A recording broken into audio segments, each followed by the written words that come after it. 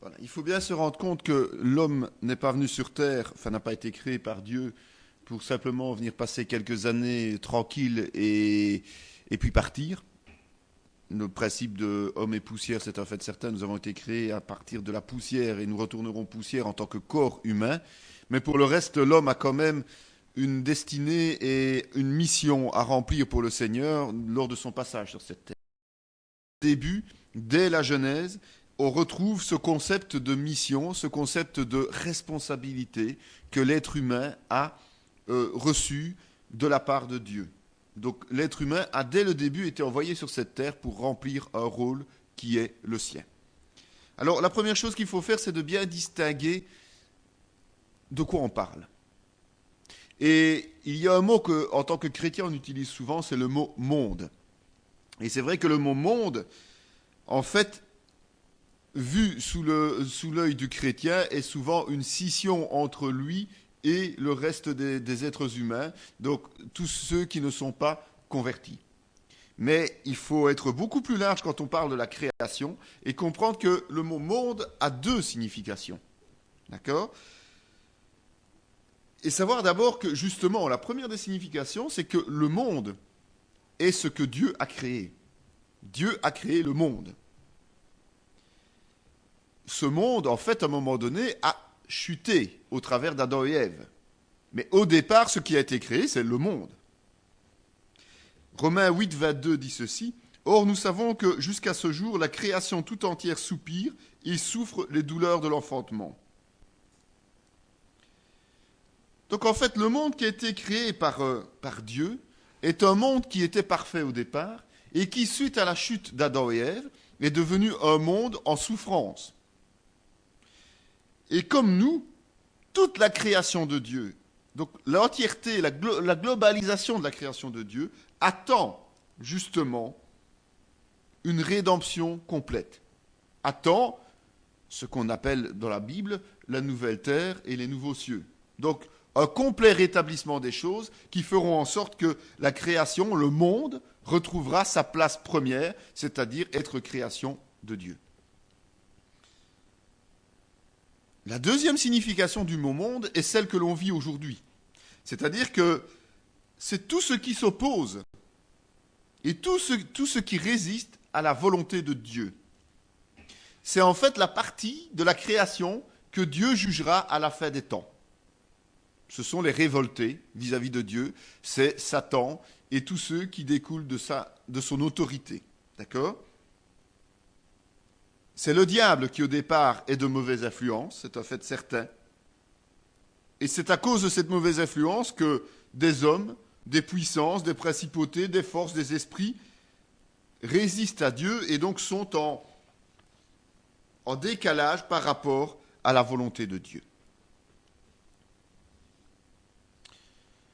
Jésus dit dans Jean 17, dans plusieurs versets, « Je leur ai donné ta parole, et le monde les a haïs, parce qu'ils ne sont pas du monde, comme moi je ne suis pas du monde. Ils ne sont pas du monde, comme moi je ne suis pas du monde. » Et il insiste dans 2 versets. Donc Jésus dit que les chrétiens ne sont pas du monde, et Jésus n'est pas du monde. Comme tu m'as envoyé dans le monde, je les ai aussi envoyés dans le monde. Cela veut dire que, après la chute, et on est bien d'accord, c'est après la chute, ceux qui sont nés de nouveau, donc ceux qui ont reçu la rédemption, le salut, ne se trouvent plus dans le camp du monde aux yeux de résistance à Dieu, aux yeux de désobéissance à Dieu. Donc nous ne sommes plus dans ce monde. Mais nous sommes au milieu des gens du monde. C'est la nuance qu'il faut comprendre, c'est que nous ne devons pas vivre en ermite. Nous vivons dans le monde parce que justement, nous n'appartenons plus à ce monde, mais le but premier, effectivement, c'est de leur apporter la bonne nouvelle du salut. C'est d'aller leur annoncer l'évangile. Donc en s'isolant d'eux, on ne remplit plus notre rôle, le rôle d'aller annoncer la bonne nouvelle, le rôle qui a été confié par Jésus lorsqu'il est remonté dans les cieux.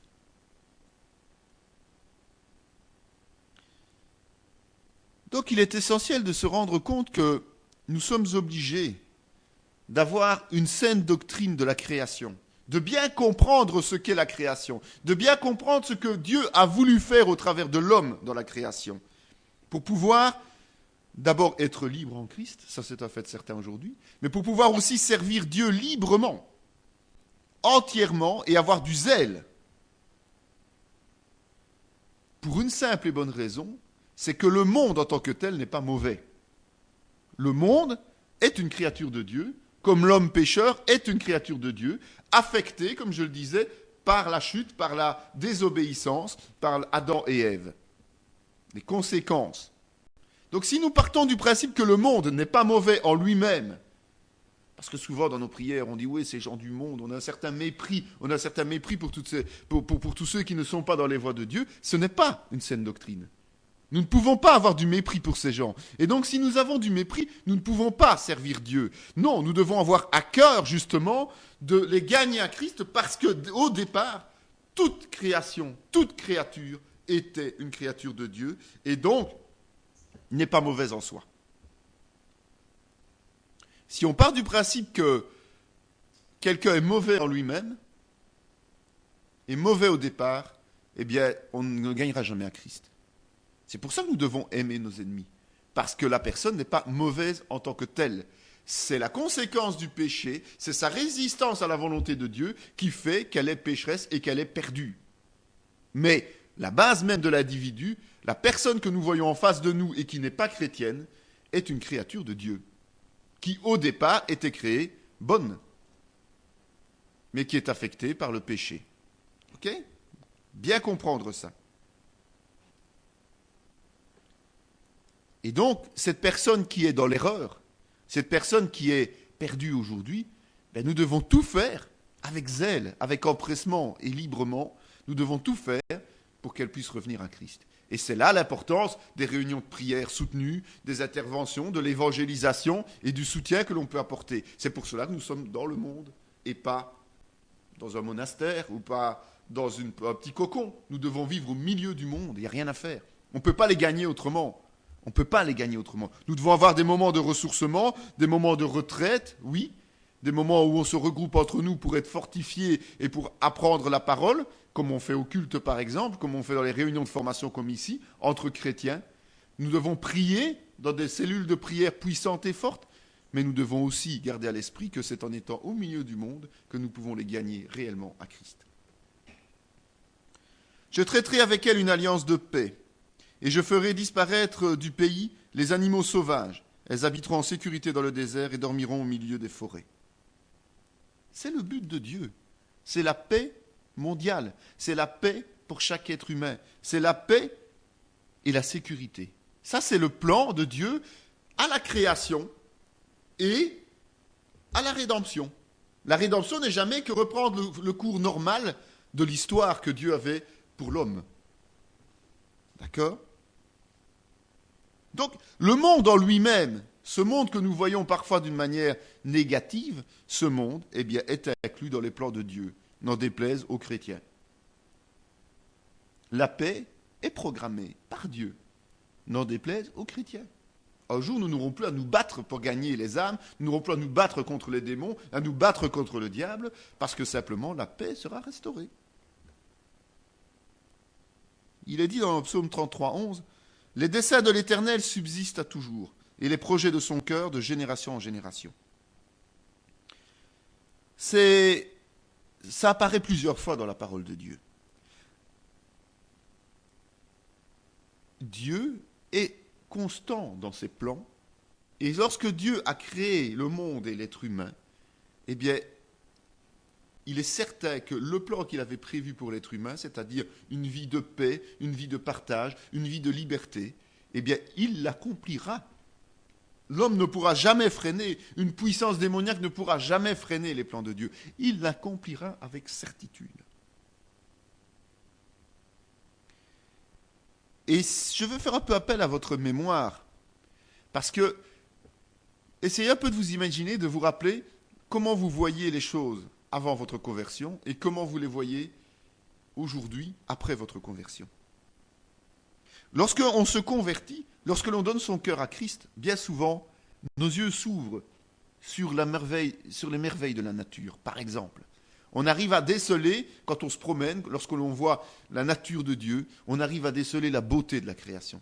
même si elle est galvaudée, même si elle est polluée, même si elle est abîmée, on se rend compte, et bien souvent on s'émerveille devant des petites choses, qu'il y a quelque temps, on aurait piétiné simplement.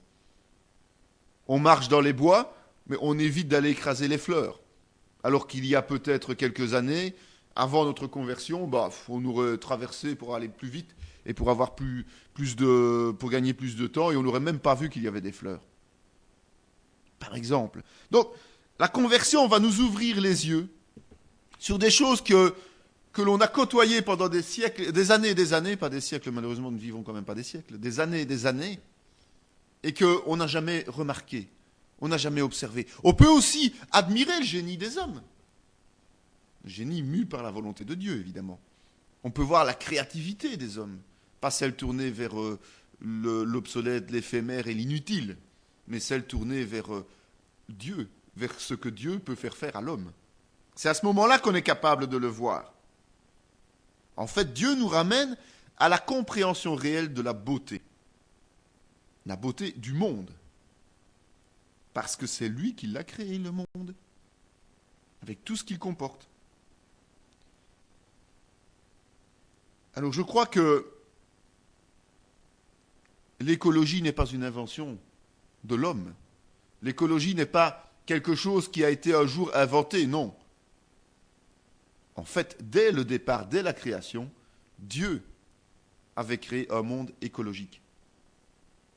Lorsque vous savez, par exemple, que les arbres absorbent le CO2 la nuit pour redonner de l'oxygène, et nous avons vu que lors de la création, c'était un passage obligé. Il a d'abord fallu que la végétation existe pour pouvoir absorber tout le CO2 qui se trouvait sur cette terre et le transformer en oxygène. Eh bien, nous voyons que Dieu est un éco-conseiller avant l'heure, est un parfait créateur qui a prévu toutes les possibilités permettant, par exemple, aux hommes d'être guéris au travers des plantes. Alors celui qui va vous enseigner qu'il ne faut pas faire appel aux médecins, il n'a rien compris à Dieu, il n'a rien compris à la création. Si Dieu a créé des plantes qui permettaient justement de guérir, et la plupart de nos médicaments aujourd'hui sont le résultat de recherches sur base des principes actifs des plantes, eh bien, c'est que la médecine a sa raison d'être. Parce qu'il faut que des gens connaissent ces plantes, connaissent ces médicaments, connaissent et arrivent à déceler la nécessité d'utiliser tel ou tel produit. Donc, vivre en autarcie, en s'isolant totalement du monde, est une erreur pour le chrétien. Et le chrétien aura peut-être besoin un jour d'un médecin non chrétien parce qu'il ne trouvera pas de médecin chrétien. Et le médecin non chrétien va le diriger. Maintenant, attention, de nouveau, comme je le dis toujours, d'abord s'adresser à Dieu. Et demander à Dieu de bénir la consultation qui aura lieu pour que le médecin puisse être éclairé et ne saura peut-être même pas exactement pourquoi il a décidé de faire tel traitement plutôt qu'un autre à cette personne-là alors qu'il a fait 10 fois un autre traitement pour le même problème à une autre personne, simplement parce que Dieu le dirige. Mais nous avons besoin de médecins comme nous avons besoin d'ingénieurs. Imaginez un instant qu'il n'y ait pas d'architecte. Si vous voulez construire une maison, vous voulez que cette maison tienne debout, il faut quand même avoir un architecte. S'il n'y a pas d'architecte chrétien, il faut quand même que ce soit un autre architecte qui œuvre pour vous. Donc se couper totalement du monde est une erreur. Maintenant, dépendre du monde est une erreur. Nous dépendons de Dieu en tant que chrétiens. Et Dieu nous permet de voir cela au travers de notre regard, de nos yeux renouvelés, des écailles qu'il fait tomber de nos yeux. Il nous permet de voir sa main sur chaque chose, y compris sur le monde déchu. Maintenant, cela ne veut pas dire, et je ne vous le dis surtout pas, de justement dépendre du monde déchu. Soyons clairs, j'insiste bien. Mais Dieu peut utiliser ce monde déchu à notre bénéfice. Et au travers d'une relation que nous pouvons avoir avec le monde déchu, eh bien, ce monde peut voir comment nous agissons, et un peu le témoignage que nous avons reçu tout à l'heure, eh bien, voir que nous sommes différents, et que nous, quelle que soit la difficulté, eh bien, on voit respirer autre chose en nous. Et donc, faire naître cette envie chez les autres. Alors, ne nous isolons pas du monde, mais vivons dans le monde en étant des gens à part. Pas José et Jean-Marie, s'il vous plaît. Alors, quelles sont ces missions? Quelles sont ces missions? Mais la première, c'est assujettir et dominer.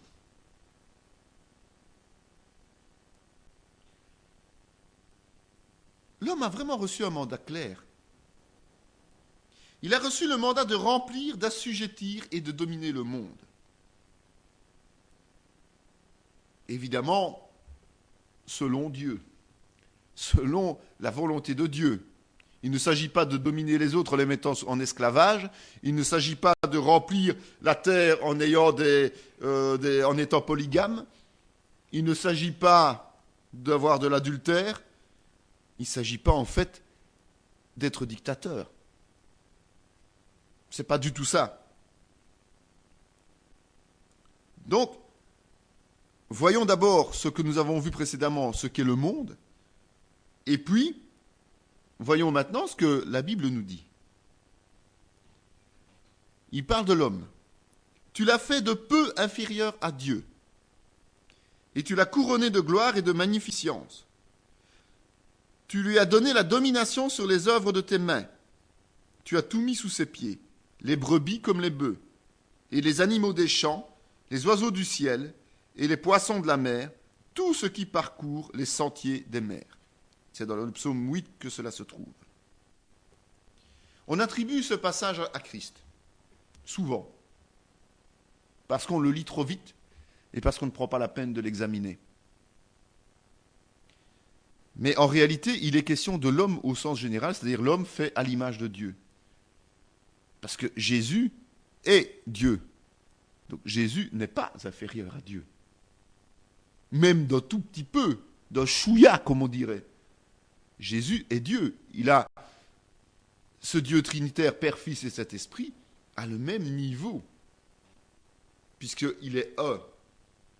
Donc on ne peut pas concevoir que Christ soit seulement inférieur à Dieu. Il a été momentanément en tant qu'humain inférieur à Dieu, puisqu'il était homme, mais dans son essence première, il est Dieu.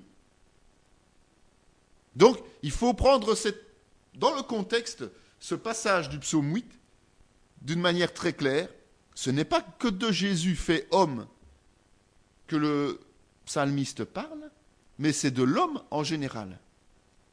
Et l'homme a été fait de peu inférieur à Dieu. Alors, il ne s'agit pas de dire que l'homme est Dieu et est un Dieu. Ça, de nouveau, c'est une erreur. Mais cela veut dire que l'homme a été placé entre Dieu et le reste de la création. Nous l'avons déjà vu, ça. Il a été placé entre Dieu et le reste de la création. Rappelez-vous, on a parlé du fait que c'est l'homme qui a choisi le nom de tous les animaux. Et qu'il n'a pas trouvé au niveau de toutes ces créatures issues de la main de Dieu, il n'a pas trouvé une aide semblable à lui, une aide pareille à lui. Et que donc Dieu a créé la femme. Donc l'homme se trouve effectivement à un palier supérieur à toute la création. Ça repositionne et ça fait quand même réfléchir. L'homme a une place et une fonction particulière dans la création, comme je vous l'ai déjà dit, et il faut repositionner ça. Ça remet en question. Lorsque des gens idolâtrent notamment des animaux, lorsqu'ils appellent leur chien ou leur chat bébé, mon enfant, et qu'ils se comportent comme tel. On achète un jouet pour l'animal, pour Noël, pour Pâques, pour je ne sais quoi.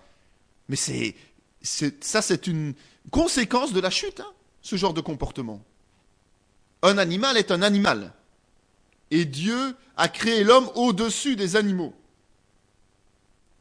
Il n'y a pas de question là-dessus, il n'y a pas de positionnement. Alors quand on idolâtre un animal et qu'on vient jusqu'à maintenant faire des cimetières d'animaux, il y a vraiment de quoi être inquiet et interpellé. Un animal est un animal. Il a le droit d'être traité tout à fait correctement. Il a le droit d'être le compagnon de l'homme, oui, c'est prévu comme tel. Il y a des animaux qui sont les compagnons des hommes, d'autres animaux sauvages. Dieu a créé les deux types d'animaux. Mais l'homme ne doit jamais placer l'animal à son niveau.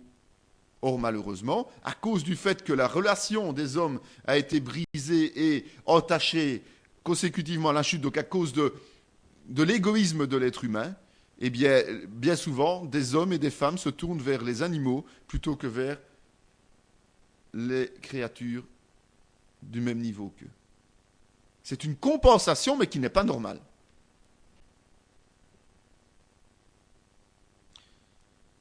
Il faut être clair. La volonté de Dieu a été de nous créer de chair pour remplir notre mission. Cela veut dire que si nous sommes mandatés pour faire quelque chose, nous avons le devoir de nous conduire correctement pour justement remplir en permanence le mandat et tenir notre titre. Réfléchissez un instant. C'est un exemple du monde. Vous avez quelqu'un qui fait un malaise. Vous avez un médecin qui est là. Il est à cette formation, donc il est en congé. Vous lui dites, au secours, il y a quelqu'un qui fait un malaise. Ah non, je suis en congé. Vous allez dire, là, il y a un problème. Non-assistance à personne en danger, la presse, on fait venir tout le monde. On serait révolté, tout simplement. De voir que quelqu'un physiquement fait un problème et que quelqu'un qui peut intervenir parce qu'il a les compétences pour intervenir refuse parce que tout simplement il est en congé. Je suis désolé de rappeler quand même que il y a beaucoup de chrétiens du dimanche aussi. Ça veut dire quoi? Ça veut dire des chrétiens qui sont chrétiens quand ils sont avec leurs frères et sœurs, et puis une fois qu'ils sont au milieu du monde, n'en ont cure de sauver les gens, n'en ont cure d'apporter la bonne nouvelle, mais font comme si de rien n'était, et vivent comme les gens du monde pour ne pas justement paraître différents. Ils ne tiennent pas leur titre, et ils ne tiennent pas leur mandat. S'ils ont été restaurés par Dieu, c'est pour un seul but, c'est justement de continuer à remplir le rôle qui a été confié à l'homme dès la création.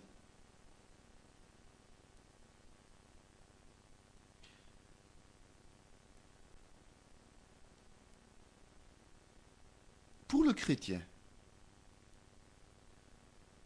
il y a quand même un constat et des idées préconçues qui font que on a l'impression qu'il y a des choses profanes, on a l'impression qu'il y a des choses sacrées, on a l'impression qu'il y a certaines activités qui ont plus d'importance que d'autres, et que dans ces activités-là, notamment être au culte ou venir aux réunions de prière, eh bien là, on doit être des chrétiens exemplaires. Par contre, dans les autres activités de la vie, bon, c'est pas sacré là, c'est profane. Donc à partir de là, on peut se permettre un certain laxisme. Non! La parole nous dit que nous devons refléter la gloire de Dieu dans tout ce que nous sommes et dans tout ce que nous faisons. Quand nous chantons, quand nous parlons, quand nous mangeons, quand nous écrivons, quand nous nous adonnons à nos loisirs, quand nous sommes au travail, c'est la gloire de Dieu qui doit être reflétée au travers de nous. Dans toutes nos activités, même quand on va faire une promenade, c'est la gloire de Dieu qui doit être reflétée au travers de nous. Par la joie qui passe au travers de nous et par le respect de ce qui est autour de nous, y compris des êtres humains.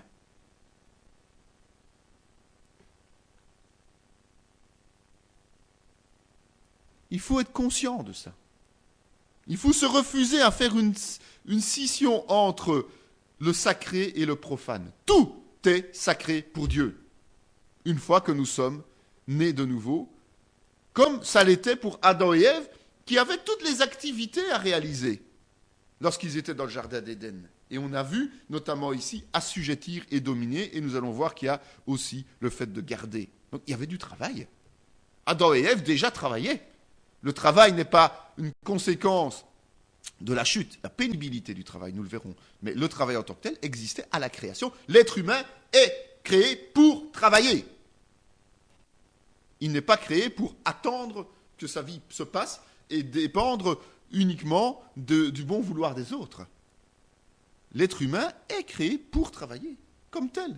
Donc quand nous sommes régénérés, en tant que chrétiens, nous devons faire en sorte que, dans la mesure du possible, parce qu'il y a des exceptions, et la parole est très claire à ce niveau-là, nous ne soyons pas dépendants des autres, mais que nous soyons quelqu'un, un moteur pour les autres.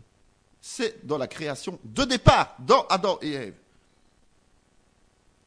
Alors dans ces prérequis, dans ces préjugés, on a toujours l'air de confondre deux choses, adorer et servir. Adorer, quand on adore Dieu, ben, en fait, on rend un culte à Dieu, on fait un sacrifice à Dieu. On adore, on loue, on prie, on chante, on adore Dieu, on le respecte. Mais servir, là, c'est pas quelque chose de ponctuel. Adorer Dieu, c'est des jours bien précis, des heures bien précises, ou bien un moment qu'on décide, donc on se met à part et on adore Dieu. Là, on n'adore pas Dieu au milieu de tout le monde. On adore Dieu entre chrétiens ou seul. On est bien d'accord. Quand on prie, ben, on adore Dieu. Quand on le remercie, quand on le loue et tout, c'est adorer Dieu. Donc ce sont des moments bien précis. L'adoration, c'est un culte à Dieu. Donc un culte ne se fait pas 24 heures sur 24, 7 jours sur 7. Sinon, on ne tiendrait pas longtemps. Par contre, le service, c'est ce qu'on peut appeler quelque chose de plus culturel. C'est quelque chose que l'on fait en permanence. On sert Dieu dans quelques actions que l'on réalise. C'est constant, le service. Et donc, ce service, c'est être gérant. Dieu nous a confié la gestion. Là aussi, attention, et c'est de là que viennent les dérives, nous ne possédons pas la terre, nous ne faisons que la gérer. Un exemple concret, qui vient encore du monde. Une agence bancaire. En fait, les banques mettent à disposition, pour un gérant, un certain nombre de produits. Ces gérants ne sont pas propriétaires de ces produits, mais ils en disposent pour pouvoir les proposer aux clients et en vivre. Mais si un jour la banque décide de reprendre ces produits, sur base du contrat qui est signé avec, et du respect des clauses du contrat, la banque peut à tout moment reprendre ces produits et peut-être les confier à quelqu'un d'autre. Eh bien, Dieu, c'est ce qu'il a fait. Il a décidé de confier à l'être humain sa création, la gestion de la terre. Et du fait qu'il ait cette gestion, l'homme, malheureusement, à cause de la chute, a confondu gestion et possession. Et c'est pour cela qu'aujourd'hui, on fait du n'importe quoi sur cette terre. Si nous travaillons en tant que gérants, on doit tout faire pour que le conseil d'administration et nos patrons, les investisseurs, soient contents de nous. Si on ne fait pas cela, eh bien, la gestion ne sera pas bonne. Et si on confond le compte en banque de la société avec notre compte en banque, c'est-à-dire le compte en banque de la société appartenant à ses investisseurs, eh bien, on va à la catastrophe. Parce qu'on va gaspiller l'argent qui n'est pas le nôtre. Eh bien, c'est la même chose avec la terre. Dieu nous a placés au-dessus de la terre, nous a donné la gestion de cette terre et de toute la création, c'est-à-dire toutes les créatures qui sont sur cette terre, sauf les hommes. Eh bien, si nous ne gérons pas, mais que nous possédons, nous en arrivons au stade où la terre sera tôt ou tard détruite à cause de notre comportement. C'est inéluctable. Donc, gérer, c'est d'abord conserver en bon état. Donc, on ne peut pas se contenter simplement de dire on part du principe que on fera n'importe quoi. Non, on conserve en bon état. Et puis, on fait fructifier, c'est-à-dire que ça doit porter des fruits, ça doit rapporter des choses. Ça doit prendre de la valeur. Rappelez-vous les paraboles des talents et des mines, c'est ça, exactement ça. C'est Dieu qui nous confie la gestion. Et vous voyez que celui qui a simplement gardé à l'état de base, de départ, n'est pas récompensé. C'est seulement ceux qui ont fait fructifier. Et donc sur cette terre, nous devons faire fructifier cette terre. Et fructifier cette terre, c'était au départ la remplir. Et faire que l'être humain se développe spirituellement et ait cette communion avec Dieu. Maintenant, à cause de la chute, notre mandat est de témoigner de la bonne nouvelle pour ramener les gens au salut et leur permettre de s'épanouir, donc d'avoir le plus grand nombre possible de conversions. Ça, c'est notre mandat.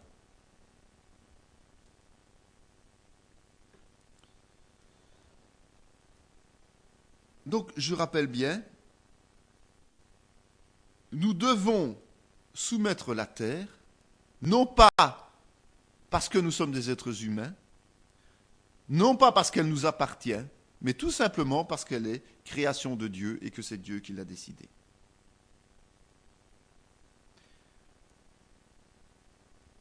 Une petite parenthèse quand même. Je parlais de la parabole des talents ou la parabole des mines. Vous voyez que c'est Jésus qui a utilisé ces paraboles-là. C'est Jésus qui en parle. Et c'est quand même parfois surprenant de voir que Jésus parle de métal, d'argent, de valeur financière. Ça doit aussi nous interpeller. Je vous ai dit que tout a été créé bon. Eh bien, l'argent aussi. La valeur, la pierre précieuse, le métal précieux a été créé par Dieu. Et l'argent n'est pas mauvais en soi. De nouveau, c'est ce que nous en faisons qui influe sur le bon ou le mauvais côté des choses. L'argent, aujourd'hui, est un moyen d'échange, comme il est depuis des milliers et des millions d'années, d'une manière ou d'une autre. Il faut une valeur pour que les hommes puissent échanger. Avant, c'était le troc, tout simplement, mais c'est le même principe. Donc l'argent nous permet d'obtenir un certain nombre de choses. Si nous l'utilisons correctement, il n'y a pas de problème. Mais si nous devenons radins, si nous devenons dépensiers, si nous allons au-delà de nos besoins et que nous faisons l'inutile et l'éphémère, là, ce n'est pas dans les voies de Dieu. Et là, l'argent est mauvais dans ce sens-là de son utilisation. Mais si cet argent, de un, nous permet de vivre normalement, nous permet de nous faire de temps en temps un petit plaisir, Dieu ne nous interdit surtout pas les plaisirs, puis nous permet surtout d'aider nos frères et sœurs, de soutenir notre Église, d'aller de l'avant dans tout ce qui est de remplir notre mission, eh bien l'argent est bon en soi. C'est vraiment ce que nous en faisons. Je ferme la parenthèse.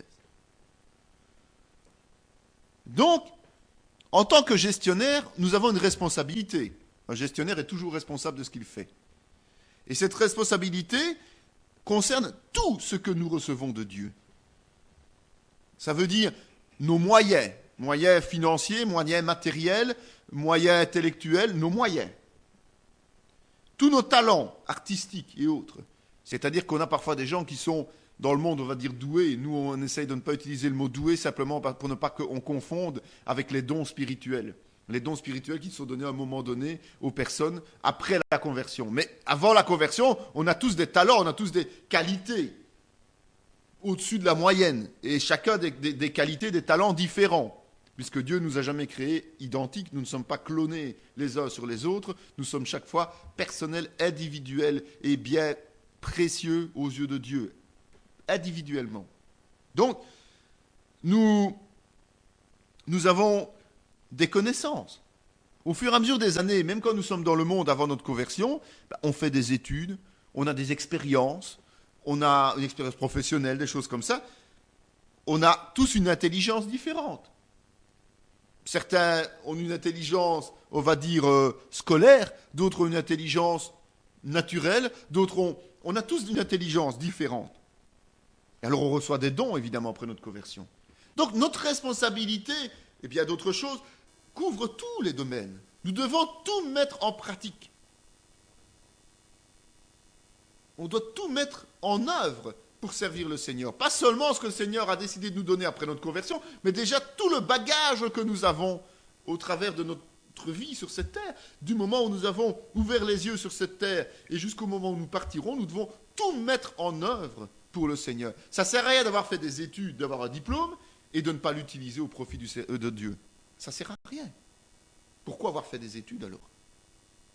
Ça ne sert à rien d'avoir des connaissances professionnelles dans l'expérience d'un métier et de ne pas le mettre au service de Dieu au niveau des compétences. Ça ne sert à rien d'avoir eu des loisirs pendant des années dans un domaine particulier et puis parce qu'on se convertit de tout abandonner et de ne pas le mettre au service de Dieu. Attention, je ne dis pas que les passions qui nous enferment avant notre conversion doivent rester des passions. Il faut d'abord casser le lien que nous avons avec les choses du monde. Il faut casser le lien avec les mauvaises habitudes. Il faut tout casser. Mais une fois que nous sommes guéris de ces liens, guéris de ces dépendances, rien ne nous empêche de les mettre alors à profit pour l'œuvre du Seigneur. Un exemple tout simple. Quelqu'un a vraiment une passion pour la collection, pour faire des collections. C'est quelqu'un qui fait des collections à tout crin, mais qui est de cette manière-là très organisé, qui sait négocier, et qui en plus d'avoir de l'ordre, est très regardant sur la propreté. Il arrive à Dieu, il donne sa vie à Christ, et le Seigneur lui dit, non, tu dépends de ta collection. Systématiquement, le dimanche matin, tu vas sur les marchés aux puces pour retrouver d'autres objets de ta collection et tout, et tu ne viens pas à l'église. Tu passes beaucoup d'heures avec tes amis collectionneurs au club de collection, alors que j'ai besoin de toi pendant la semaine pour venir aux réunions de prière, aux formations, tout ce qui s'ensuit. Tu arrêtes. On prend la décision d'arrêter. Ok Seigneur, aide-moi et tout. Et puis, miraculeusement, au bout d'un certain temps, on se rend compte que, après avoir quand même eu quelques envies de retourner, et puis de temps en temps d'avoir fait le culte buissonnier, on finit par vraiment prendre conscience qu'on ne doit plus dépendre de cette collection. On enlève tout des vitrines, on offre tout, on revend, enfin on fait n'importe quoi. Ce n'était pas des statues de la Vierge Marie, heureusement, donc il n'y a pas de problème, on peut quand même rentabiliser un peu. Mais, voilà, on s'en débarrasse. Et puis un jour, on se rend compte au bout de quelques mois, on n'a plus rien comme besoin. On ne se lève plus le samedi en se disant « Ah, j'irai bien là-bas » parce que... Ou alors quand on se promène dans une brocante et qu'on tombe sur justement l'objet qui nous manquait il y a X années. Ah oui, il est beau, il est bien, mais je ne ressens plus rien, j'ai plus cette envie. Évidemment, il ne faut pas tomber dans l'autre travers où on commence à collectionner toutes les... Je ne vais pas dire toutes les Bibles parce qu'il y en a un qui va me regarder. Je fais la même chose parce que les Bibles, ce sont des traductions différentes. Mais on commence de manière frénétique à collectionner, par exemple, toutes les croix sans Jésus dessus et toutes les choses comme ça où on devient accro de nouveau à autre chose. Non, on est libéré parce que Christ nous libère de toute dépendance. Eh bien, à partir de ce moment-là, rien ne nous empêche de mettre au service de l'Église notre sens de l'ordre, notre sens de la négociation et notre sens de la propreté. Qu'est-ce qui nous empêche justement d'utiliser toutes ces qualités que nous avions alors que nous étions dépendants, maintenant que nous sommes libres en Christ? C'est ça que je dis, tous les domaines, tous nos acquis peuvent servir au royaume de Dieu. Et quand on vous dit, oublie tout ton passé, tout ce qui est passé, non. Tout ce qui nous tenait prisonniers, tout ce qui nous empêchait d'avancer avec Christ, tout ce qui nous privait de cette intimité avec Dieu, oui. Mais tout ce que nous avons acquis comme expérience, comme capacité, comme qualité, du moment où ces dépendances sont brisées et où Dieu nous a restaurés, doivent être mis au profit de Dieu de nouveau. Et doivent être mis au profit de la gestion que nous avons pour le Seigneur et de la mission que nous avons pour lui. D'accord? Vous avez bien compris ce que je veux dire par là. On est né de nouveau, donc on a une nouvelle vie. Mais rappelez-vous quand même que Jésus utilisait des exemples de pêche. Il a dit aux apôtres qu'ils étaient pêcheurs au sens propre du terme, et qu'il en faisait des pêcheurs d'hommes. Ça veut dire qu'ils continuaient à garder quoi? Leur qualité. Parce que pour être pêcheur, il faut être téméraire. Il faut oser aller sur des mers démontées. C'est autre chose que nos bateaux aujourd'hui, où il y a encore des accidents malgré tout. Il fallait être opiniâtre, c'est-à-dire qu'il fallait trouver le bon endroit pour pouvoir pêcher. D'ailleurs, à certains moments, ils ne trouvaient même rien. Et il faut lancer les filets. Il faut être persévérant. Courageux, costaud. Eh bien, il faisait d'eux des pêcheurs d'hommes. Donc, il fallait que toutes ces qualités-là servent pour la réalisation de l'œuvre de Christ. Eh bien, nous, c'est pareil. Ne faites pas une croix sur tout votre passé en jetant tout à la poubelle. Non, vous allez jeter des perles. Jetez tout ce qui est mauvais, c'est-à-dire les conséquences de la chute, et conservez et mettez au service de l'Église tout ce qui est bon. Et là, vous verrez que le royaume de Dieu peut avancer d'une façon beaucoup plus importante. Et à partir de ce moment-là, notre vision du monde doit rester biblique. Donc, Ça veut dire qu'il est important d'apprendre la parole de Dieu. Et comme on le fait ici, d'étudier la création, comment le monde était avant la chute. Comment Dieu a créé le monde. Parce que nous avons des influences extérieures. Des influences qui sont athéistes ou qui sont carrément en opposition avec la Bible. Et nous devons faire fi de toutes ces influences-là. Et même si nous avons l'impression de marcher à contre-courant, nous devons absolument rester sur la volonté de la Bible. Un exemple tout simple est la régulation des naissances. Dieu ne veut pas que l'on avorte. C'est une atteinte à la vie. Si Dieu veut une naissance, il la veut. Point, c'est tout. C'est la volonté de Dieu. Ben, aujourd'hui, si vous allez dire ça, ben, c'est à peine si on ne vous installe pas sur un poteau d'exécution. C'est important de se rendre compte que nous avons une connaissance nécessaire pour pouvoir être sûr de marcher dans les voies de Dieu. De cet esprit ne va pas tout nous donner, à nous de faire aussi l'effort d'apprendre sa parole. Donc, si on veut résumer, nous les chrétiens, qui sommes des créatures faites à l'image de Dieu, je le rappelle quand même, nous devons le représenter au milieu de la société, comme des ambassadeurs dignes et courageux. Dignes et courageux. Les ambassadeurs, il y en a de plusieurs sortes. Mais si un ambassadeur ne se comporte pas de manière digne, croyez-moi que son pays le rappelle. Parce que l'ambassadeur est l'image du pays. L'ambassadeur est celui qui représente sur place l'autorité et les habitants du pays. La globalité de son pays passe au travers d'une personne. Alors si cette personne n'est pas digne de son pays, c'est tout le pays qui attrape une mauvaise image de marque.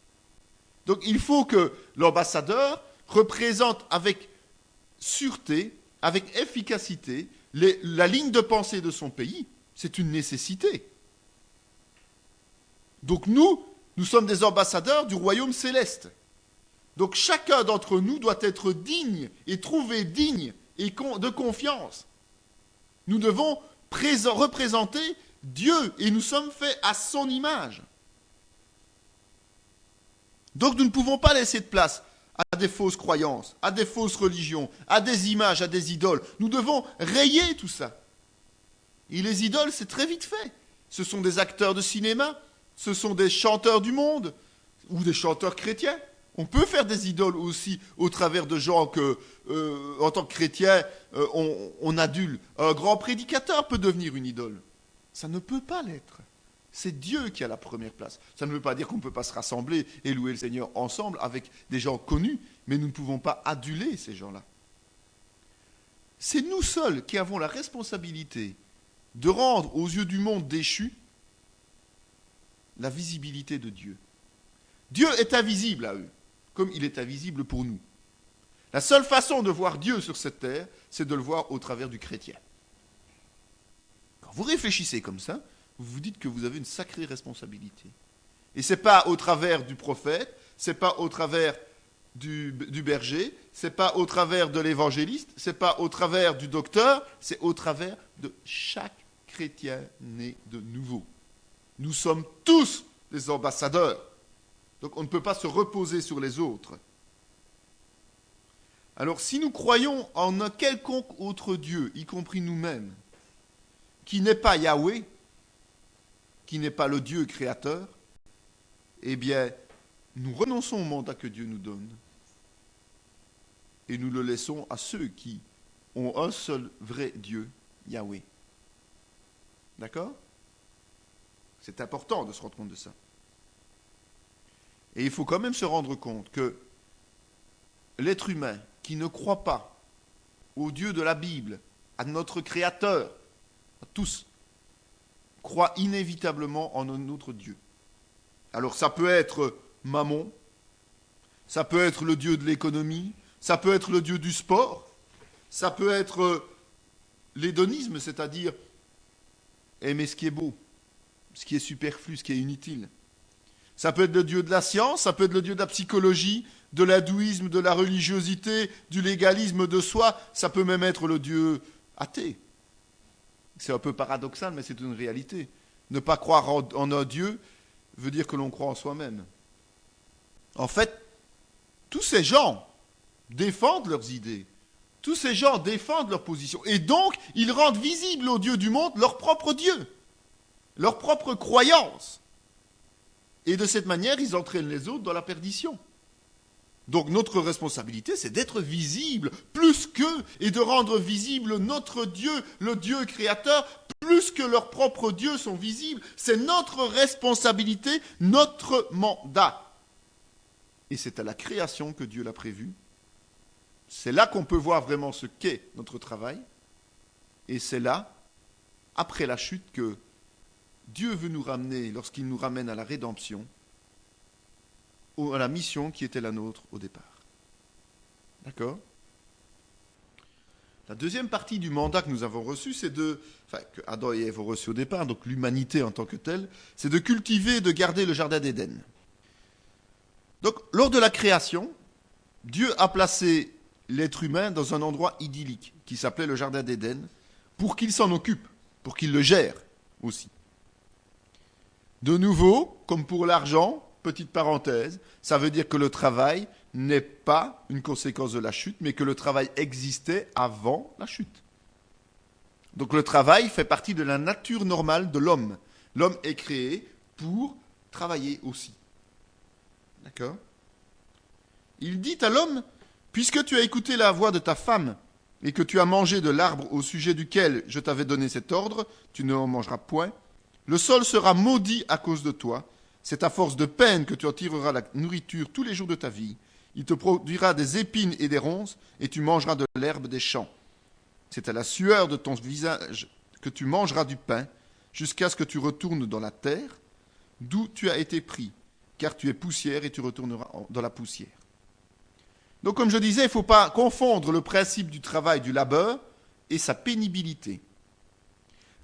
Le fait que le travail soit lourd, pénible, que les conditions de travail ne soient pas toujours très agréables, même si l'homme essaye de, soi-disant, les améliorer, et on voit que malgré tout, le taux de stress et de difficulté augmente. On a beau faire ce qu'on veut, ça ne fonctionne pas.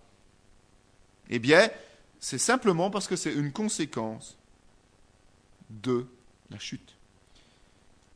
Et comme on l'a vu tout à l'heure, toute la création en souffre. On voit que le sol est maudit, on voit qu'il produit des ronces, des épines, qu'il faut cultiver pour pouvoir manger. Ça n'était pas le cas du temps d'Adam et Ève.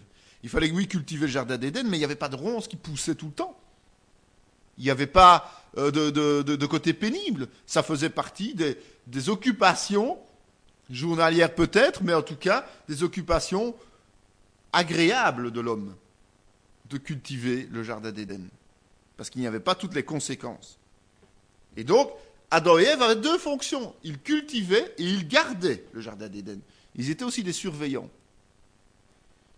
Il faut savoir que si aujourd'hui on pense que le travail est le résultat de la chute, si on pense qu'on doit travailler pour vivre parce que Adam et Ève ont fait la bêtise fatale de ne pas obéir à Dieu,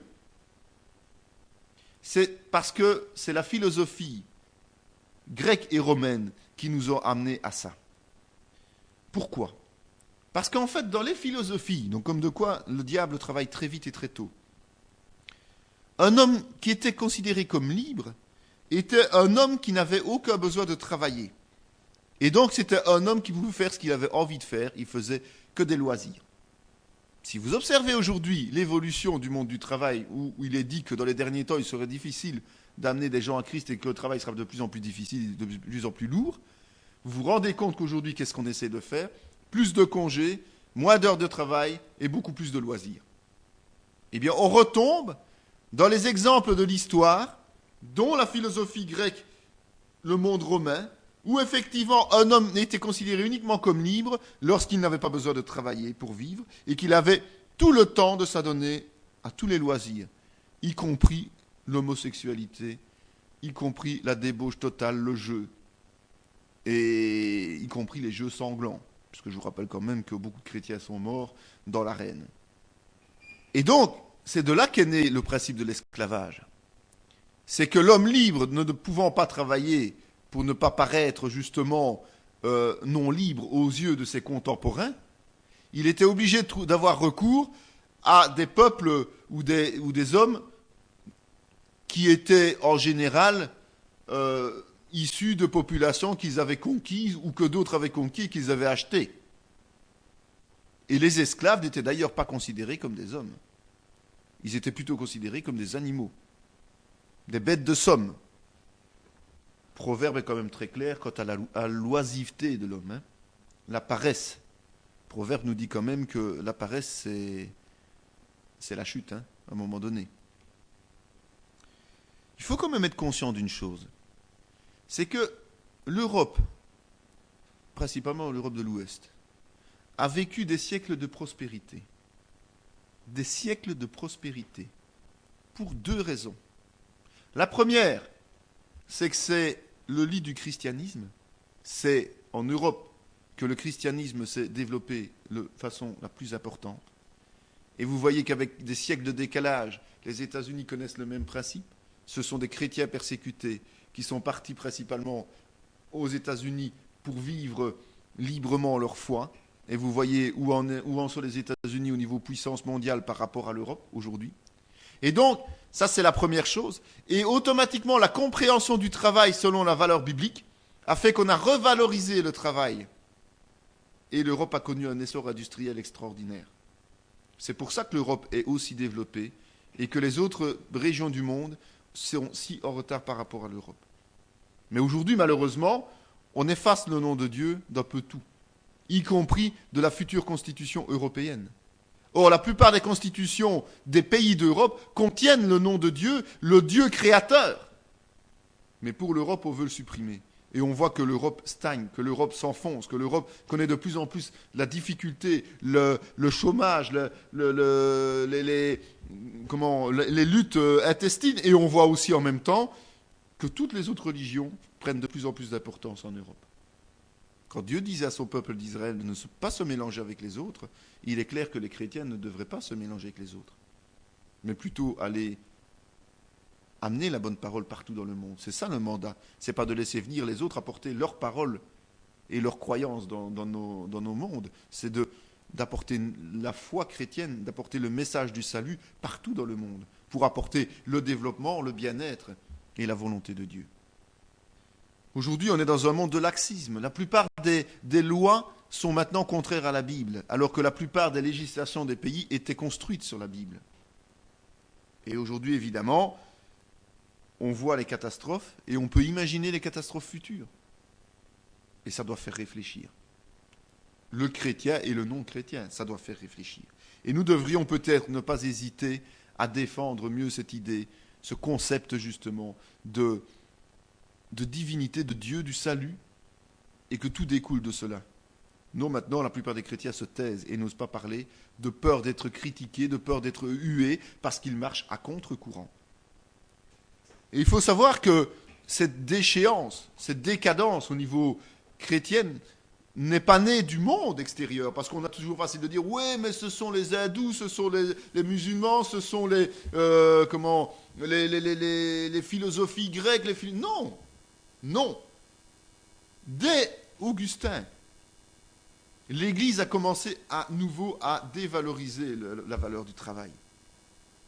Et le meilleur exemple, c'est la création des monastères, de la vie contemplative, qui disait que la vie contemplative était d'un ordre supérieur. Et c'est vrai qu'il n'y avait pas une seule famille noble qui n'avait pas un moine, une sœur, un curé. Pas une seule. Ça faisait partie de la logique. Une famille noble devait avoir des gens d'église parce que les gens d'église étaient supérieurs. Et combien de fois des cardinaux, on connaît l'histoire des mousquetaires notamment, mais des cardinaux, Mazarin et autres, avaient des places auprès de la cour, auprès du roi, et étaient des conseillers personnels, et poussaient à la création d'ordres monastiques, poussaient au retrait justement d'une certaine élite chrétienne. Et c'est pour ça d'ailleurs qu'il ils ont gardé, notamment dans l'Église catholique, le latin jusqu'au XXe siècle. C'était pour ne pas que le petit peuple soit au courant de ce qu'il y avait dans la parole et garder un pouvoir réel sur le peuple. Et c'est seulement quand ils se sont rendus compte que les catholiques avaient les possibilités de quitter le catholicisme et aller vers d'autres églises qu'ils ont quand même décidé de rendre l'accès à la parole à chaque membre de leur église. Augustin a commencé à laisser croire que la seule et véritable activité approuvée par Dieu était la méditation, le retrait. Et c'est de là que sont nées des règles tout à fait folles, du silence absolu, du vœu de chasteté, toute une série de choses qui ont fait que, plutôt que d'avoir des hommes et des femmes libres en Christ, eh bien on en faisait des esclaves d'une religion.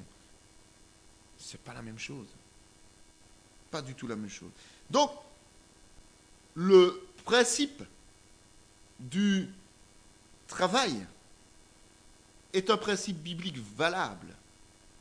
Et c'est de l'Église même, et Augustin est notre ancêtre commun dans le ministère, donc y compris des protestants comme des catholiques, c'est bien avant la scission. Augustin, nous en faisons référence aussi, et c'était quelqu'un de grand dans le service au Seigneur. Mais il avait aussi ses défauts.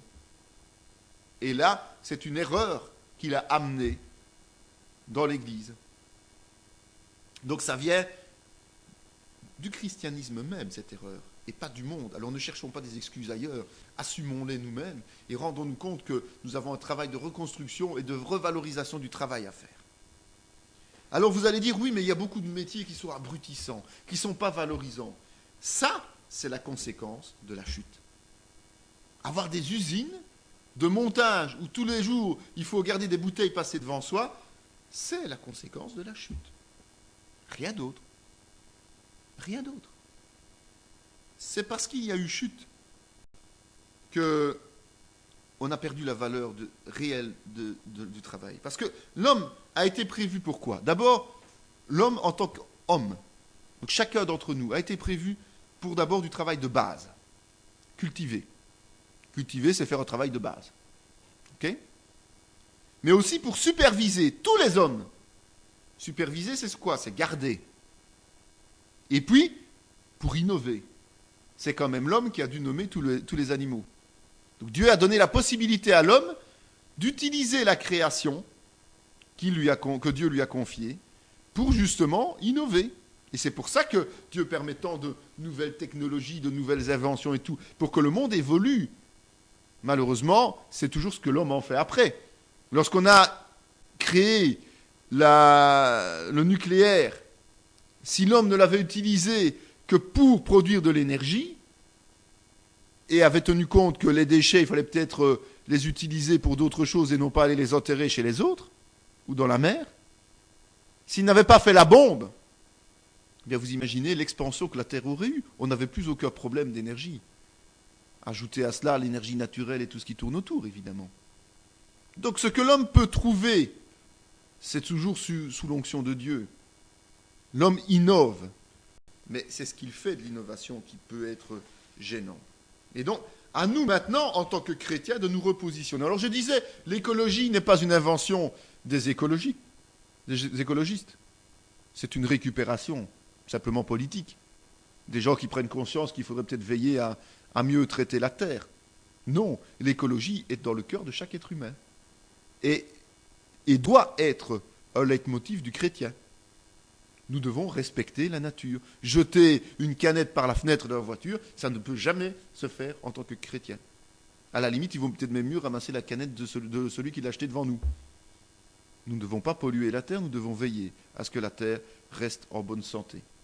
Nous devons promouvoir, même si nous savons que c'est inéluctable, qu'il y aura une nouvelle terre et des nouveaux cieux, tant que la terre nous est confiée en tant que gestionnaire, et tant que nous n'avons pas fini d'accomplir notre travail, c'est-à-dire d'amener la parole dans les confins de la terre, eh bien nous devons veiller à la bonne santé de cette terre. En tout cas, nous devons mettre notre activité en place. D'où l'importance d'avoir un très grand nombre de chrétiens aussi.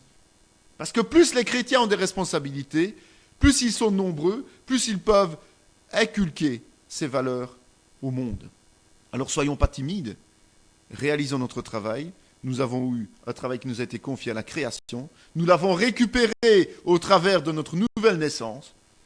Accomplissons-le fidèlement et avec courage. Cette vidéo fait partie intégrante de la formation en théologie pratique dispensée par la mission de théologie Emmanuel de Parakou, Bénin, sous l'autorité académique du Centre chrétien Emmanuel SBL, Spa, Belgique. Pour mieux connaître nos activités, voici nos différentes adresses.